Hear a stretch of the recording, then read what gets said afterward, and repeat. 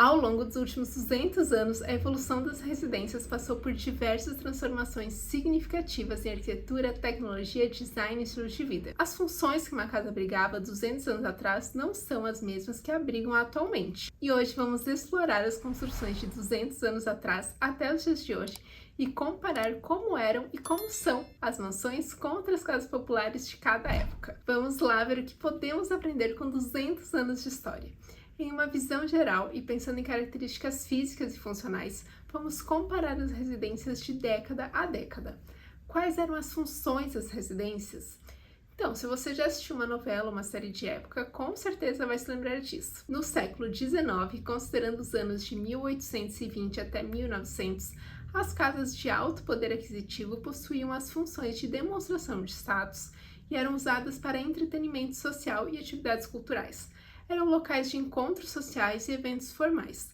As famílias eram grandes ou estendidas, muitas vezes com empregados de diversos setores trabalhando e vivendo em casas menores ou dentro da propriedade, ou em um setor reservado dentro da casa principal. Eram mansões e tinham uma variedade de cômodos, incluindo salões, salas de jantar, bibliotecas, alguns quartos de hóspedes, quartos de serviços que costumavam ser compartilhados e uma ou duas cozinhas. Existiam diferentes alas, diferentes setores e funções dentro da residência. O tamanho das casas estava ligado diretamente ao poder aquisitivo de cada família e na sua influência, assim como o tamanho das suas festas e os outros eventos sociais. E quem frequentava aquela casa também demonstrava quanto poder aquisitivo tinha. A residência ela era muitas vezes usada como local de reuniões de trabalho para os homens e eventos sociais pelas mulheres, onde cada detalhe era importante, deveria ser impecável, desde a entrada da propriedade até os salões privados. As mansões sempre contavam com grandes jardins, podendo ser projetados em diferentes estilos e eram usados como entretenimento social, eventos formais, passeios e exibição de status, sempre contando com diversas fontes, estátuas, pérgolas, labirintos e terraços. Já as casas consideradas populares no século XIX serviam principalmente como abrigo básico e funcional, com menos espaço para entretenimento. As famílias eram menores, frequentemente com múltiplas gerações ou famílias compartilhando espaços limitados. As casas eram modestas e normalmente tinham poucos cômodos, geralmente com essa composição: uma sala de estar, quartos de dormir. Aqui o número poderia variar bastante, mas geralmente era compartilhado por duas ou mais pessoas, e uma cozinha onde também eram feitas as refeições. Já na parte externa da casa, nos jardins, quando existiam, eles eram funcionais, focados na produção de alimentos e ervas para o consumo da família, sendo de tamanho menor e mais simples. Sua função nunca foi para atividades sociais, e sim para servir como uma fonte de alimentos frescos e baratos, além de remédios caseiros, e também servia como espaço ao ar livre para a família e as crianças. Algumas famílias tinham a possibilidade de criar algum tipo de animal para também fornecer ou servir como alimentos. Como eram as características físicas a partir de 1820? As mansões eram frequentemente construídas em estilo neoclássico, com fachadas simétricas, colunas e detalhes ornamentais, com o uso de madeira, tijolos e pedra. Já as casas populares eram cabanas simples de madeira ou barro, com telhados de palha ou colmo. E a partir de 1860, as mansões já contavam com aquecimento central e começaram a ser instalados os sistemas de encanamento em algumas residências. O estilo das construções estavam seguindo a linha do renascentista, com mais detalhes ornamentais, mais luxo aparente, com uma grande ênfase no conforto e nos amplos espaços sociais muito decorados e ornamentados com artes e esculturas. Já nas casas populares, as casas passavam a ser construídas em alvenaria com telhados de zinco ou ferro galvanizado. A população geral começou a ter acesso ao uso de fogões a lenha em suas próprias casas e nos próximos anos teriam suas próprias lareiras e varandas frontais.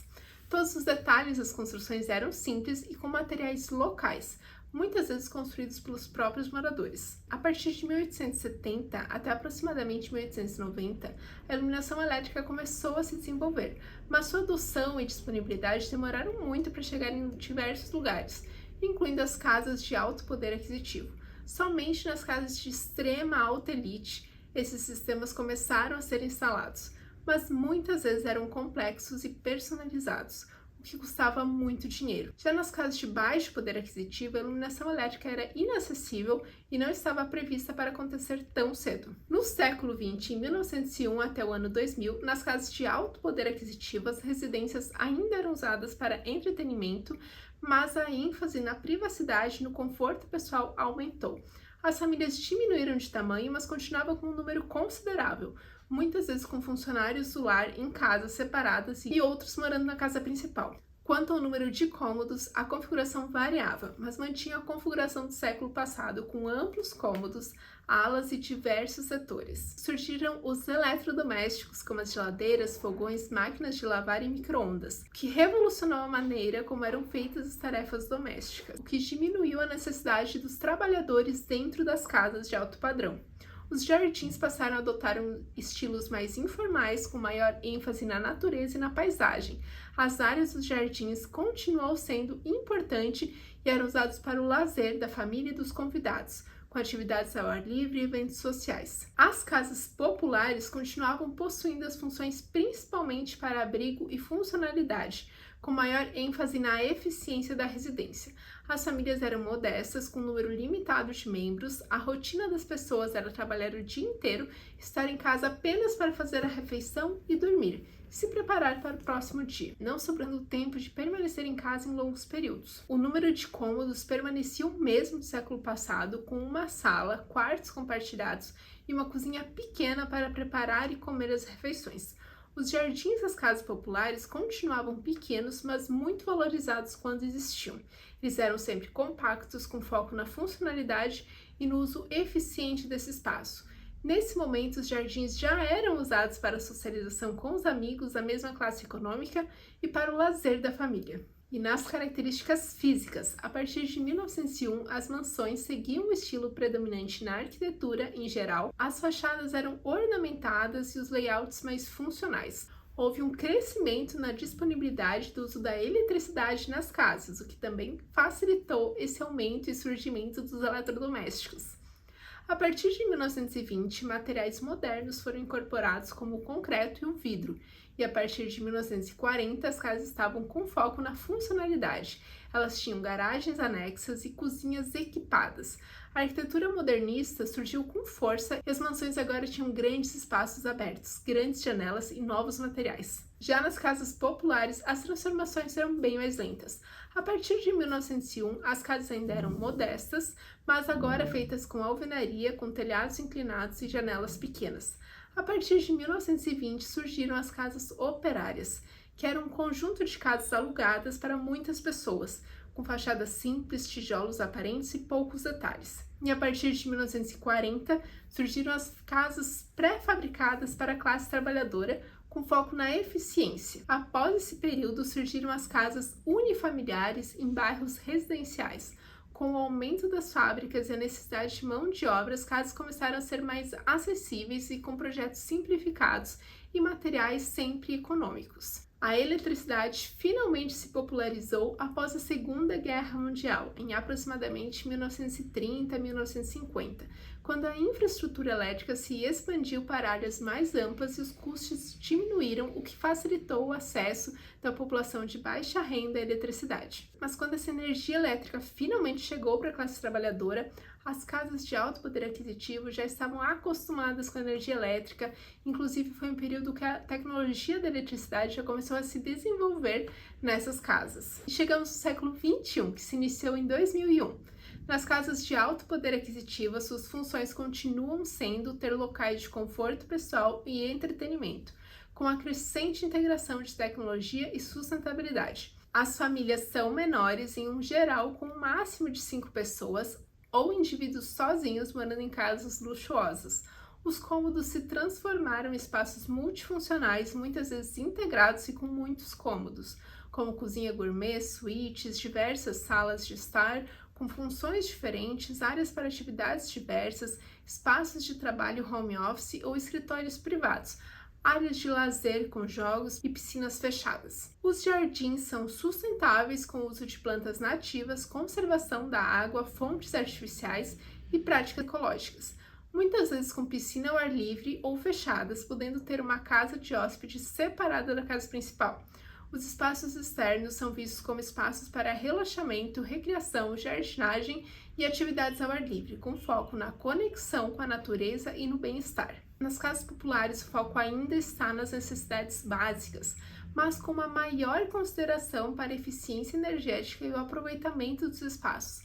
As famílias são menores, mas muitas vezes em um número maior do que as casas de alto poder aquisitivo, ou são compostas por indivíduos sozinhos em espaços compactos. Os cômodos são compactos e o design precisa se concentrar em otimizar espaços pequenos, como estúdios ou apartamentos de um quarto, principalmente nas grandes cidades. Muitas casas não possuem jardins, então os jardins costumam ser comunitários, onde as pessoas de diferentes famílias se organizam para cultivar alimentos e plantas juntos. O tamanho varia de acordo com o espaço disponível e o local que a residência está instalada, mas o foco continua em criar espaços funcionais e agradáveis.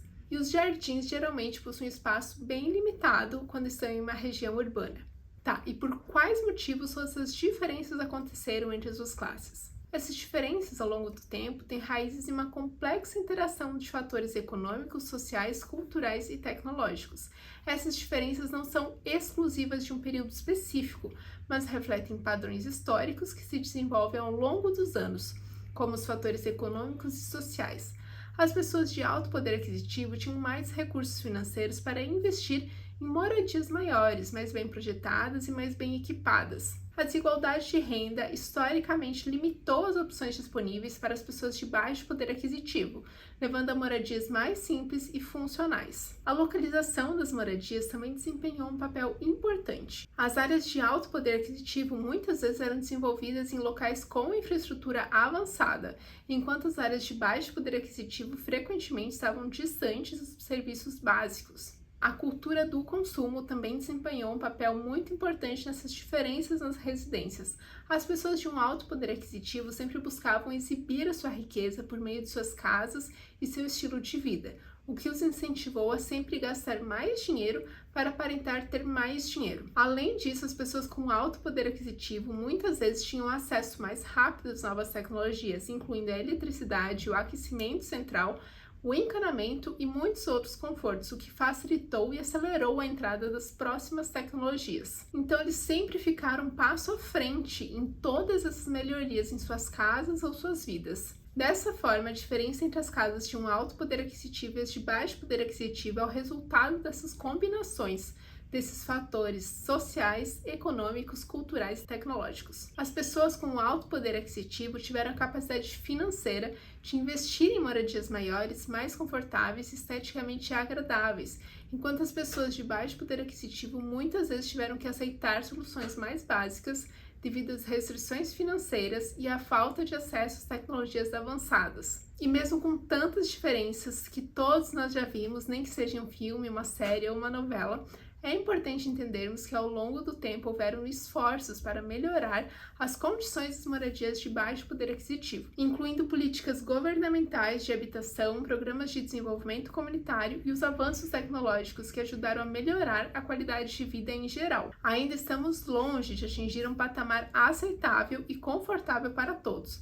Por isso é tão importante conhecer a história das construções e como a arquitetura reflete o nosso estilo de vida e as nossas políticas públicas. E para concluir, o que está sendo relevante atualmente?